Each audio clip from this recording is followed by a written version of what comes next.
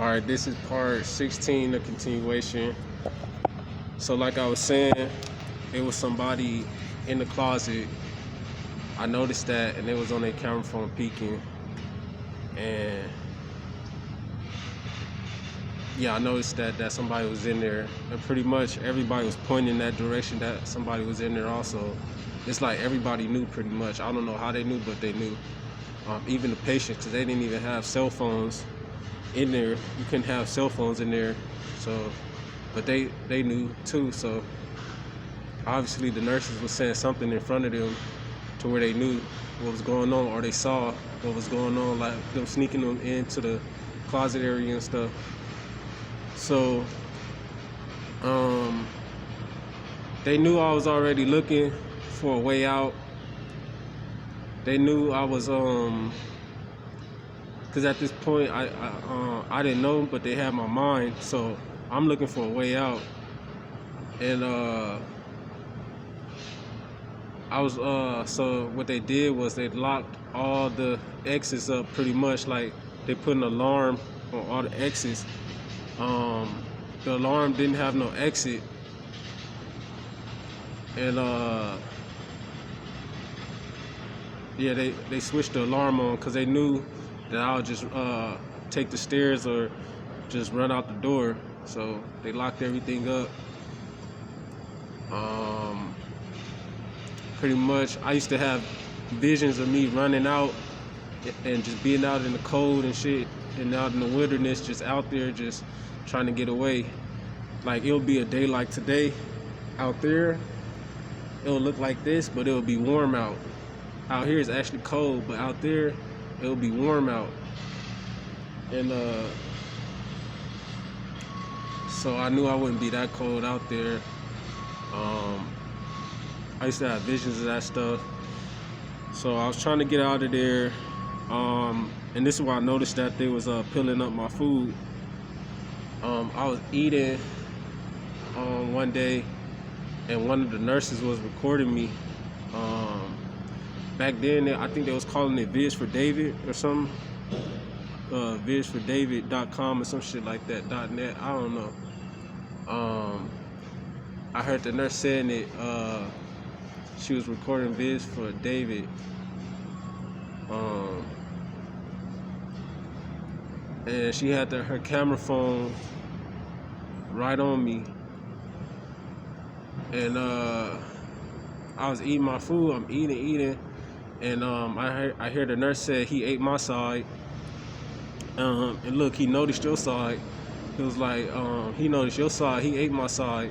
So pretty much, I guess they chose sides of what I was eating, a fish sandwich, and I guess they chose sides of shit. I'm not sure if he over here recording me or what. Like I said, when I'm recording, somebody always end up coming by. See that I'm not lying once again. I don't know if y'all see it. I don't know. But, so,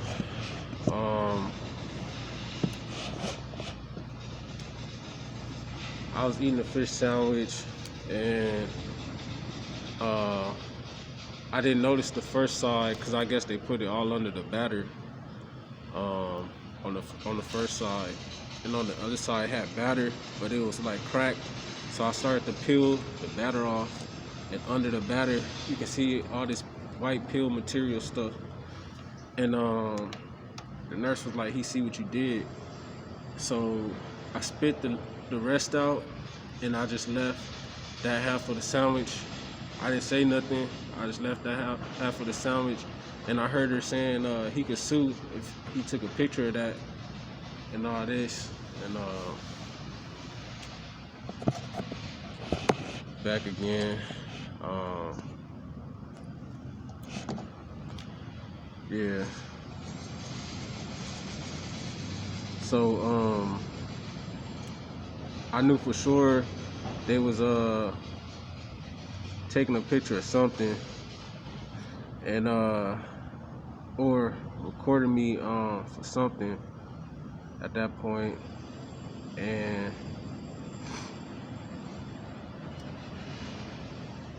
I just took it in stride, man. So that was that. I knew there was a balloon in my dick and all that, my private area and all that. So every day was the same. I'm just staying up, worrying about the next day, worrying about every night, could barely sleep every night and all that. And that's pretty much how it went. Until one day the nurse, I kept asking every day to leave. I just wanted to go because I knew what was going on. They had dude in the closet and stuff, and I couldn't focus. And so I'm doing this live real quick. Y'all probably gonna see this on either my YouTube or I'm gonna upload this on Instagram. But this dude over here, I'm pretty sure he doing some kind of recording on me. We behind the pillar now, but before he was just over here. I'm pretty sure y'all seen him walk over here. Y'all know I ain't lying. But they do this every time I get to recording. I'm gonna have to find somewhere else to go record, and then watch they still have people walk around. So pretty much I'm on a three-way live right now. Pretty much I'm on the app, I'm on this, and I'm on this. 3 ways. Probably 4 ways because he recording too. But so I'm asking every day to go, and finally one day one of the nurses just come in and they like, Michael, you can pack your stuff up, get your bed ready, you can go. I just start thanking God and everything. I have my little Bible they gave me and everything. I was reading the Bible in there. I'm thanking God. I'm thinking it's because I was reading the Bible. I was just so grateful to be able to leave, because I know dude was in the closet and all that, and I was just like, man, I'm trying to just get out of here. So I end up at this point I think I was in there for what, 2 or 3 weeks, something like that. But it felt like forever. Because imagine every night going to sleep having to worry about who may come in the room or who trying to set you up and stuff like that. Like, so yeah, I'm probably gonna start walking around or something, because this dude is obviously recording me. I'm pretty sure he one of them. I'm pretty sure.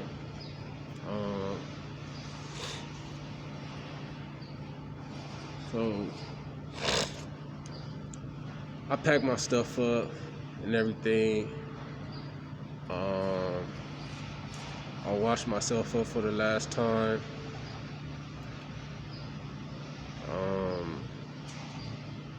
I was happy. I noticed I did gain weight in there because I was eating breakfast, lunch, and dinner there.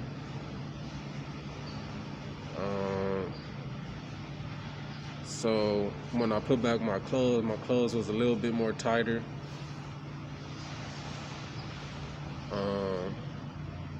Let's see. So I was asking for the directions because I wanted to go to the next town. They told me Oklahoma was nearby, and they told me the next state over was the other next state over, I forget, but it was like Oklahoma and another state, and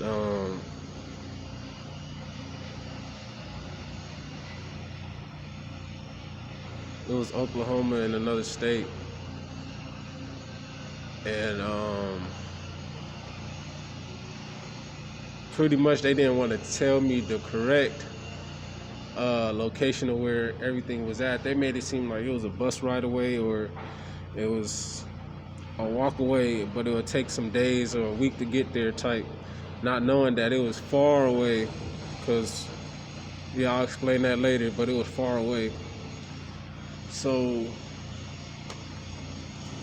I get out. They give me my ID and all my credit cards, money and all that back.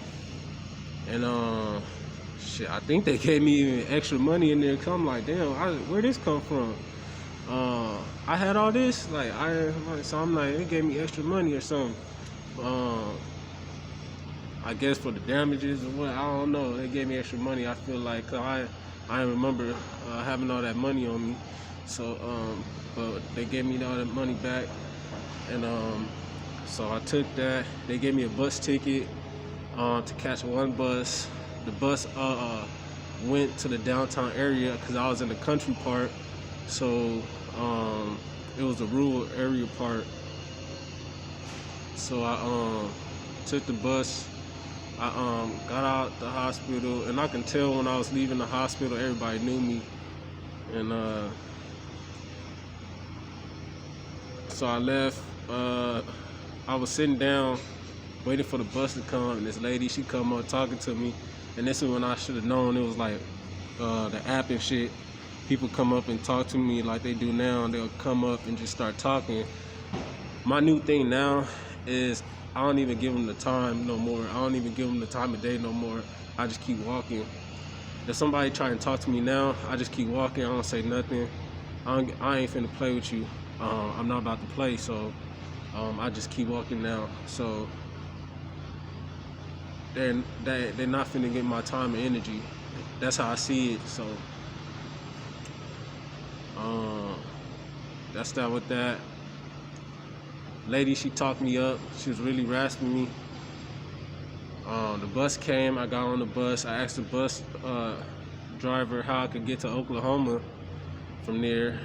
He told me Oklahoma was pretty far, and he said if you're gonna go to Oklahoma, you might as well.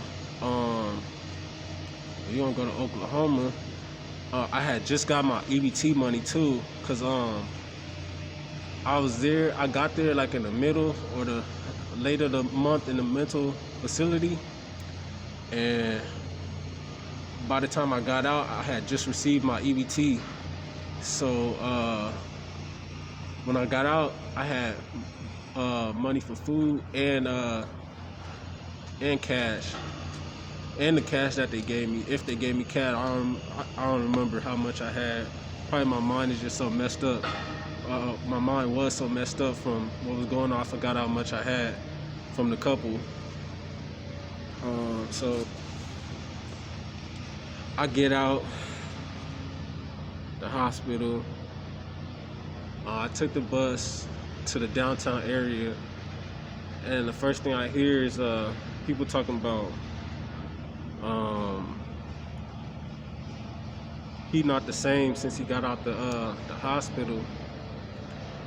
And I'm like, how did these people know how I was? You know what I'm saying? How do these people know how I was before the hospital? And putting everything together and all that, I know now. But I was trying to figure that out back then. So I'm walking the area. I asked somebody how I can get to a Greyhound. I thought he was lying to me, but he actually told me the truth, how to get to the Greyhound. And this is like one of those East Coast walks. Anybody who been on the East Coast in the country or rural areas know that if you got to get anywhere, you need a car. If not, you're gonna be walking your ass off. And that's exactly what I had to do. The walk was about an hour and a half walk, straight down the street. I walked all the way down there. I was giving up on the walk, but I seen this lady and I asked her if the Greyhound was nearby. She was so nice. That had to been real. Like, that had to been real. That had to been real. Her genuineness, that had to been real, because I could just feel it. The way she told me and the way she was rooting for me type, like, you can hear it in her voice. Because I asked her for the where the Greyhound was, and she was like, she told me she was like, it's right down the street, 5 minutes from here, just keep going. And pretty much she gave me some encouraging words like, keep going, honey, and all this. And when you get to your next location, she was like, things gonna get better for you, honey. Or like, pretty much you could tell in her voice and how she responded that she was really rooting for me type. And I really appreciate that.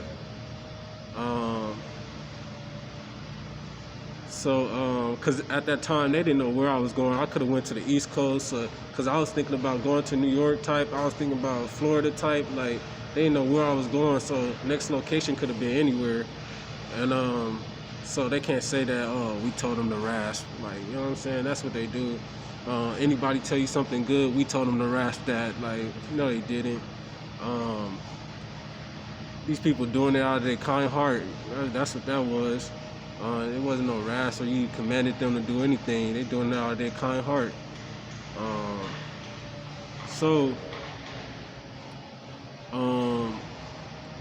I get to the Greyhound station, and as soon as I get there, all these people start showing up at the gas station. The parking lot is filled up with cars, people pumping gas. I guess they were just rasping me, and some people like, I just came here to see the show type. I'm hearing all this shit. It was so much going on that when I went in the store, I had left my backpack in this one area because it was like so much going on that I'm thinking about this and thinking about that at the same time, thinking like, I gotta get this money off the card. So I'm trying to get this money off the car so I can catch my next bus. The store clerk owner is telling me, even though people buying their tickets, he's saying there's no trips to Los Angeles. So I went on the website and I'm looking, and it says there's trips to Los Angeles. There's a bus coming today, and it's going to Los Angeles. And pretty much he was telling me I have to come back the next day. So I gave him the money and everything, and I had to go in there 3 or 4 times, and because he told me now the system just shut down out of nowhere. The system just shut down, and now he telling me the system don't work. Cause there you couldn't get an online ticket. You had to get an actual ticket for that bus stop. And so the only way for me to leave was through him. So now he telling me come back. He told me about 3 or 4 times, come back in 30 minutes. Every time I come back, oh, the system's still down, it's not working. If the system isn't working within 30 minutes, the next 30 minutes I'll pay for your ticket. It was still the same thing. He never paid for my ticket. At the end of the day, I end up missing that bus for the day because the system